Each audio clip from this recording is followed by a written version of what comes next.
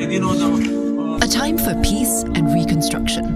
That's what the Taliban is promising as it declares victory over Afghanistan's last pocket of resistance. Panjshir Valley, northeast of Kabul, was the last area held by resistance forces. The Taliban has pledged to not retaliate against the valley's residents, who are ethnically distinct from the group.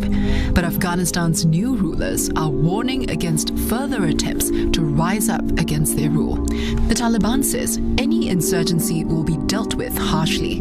It's calling on former members of the Afghan army to integrate with its fighters. 3 weeks after seizing power, no government has been announced, prompting speculation that there is disagreement within the Taliban's ranks. A flurry of diplomatic activity is taking place this week. U.S. Secretary of State Antony Blinken is in Qatar, a key player in the Afghan saga. He's expected to speak about efforts to reopen Kabul's airport so that badly needed humanitarian aid can be flown in. Fazel Minala Gaziza, different claims over Panjshir, the peace and negotiations at 7 events. So they are right now in the full control of opposition forces, some of them to the top of the mountains. And for the cleaning up the mountains and the places that they hide out, it will take some time.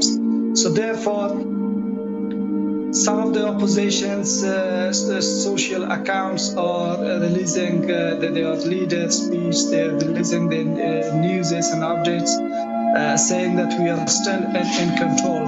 But indeed, they are not in control. They are in hideout, and it will take some time for the Taliban. To look at the situation back in Kabul, where people are still waiting for a return to normality and basic necessities. Tell us more.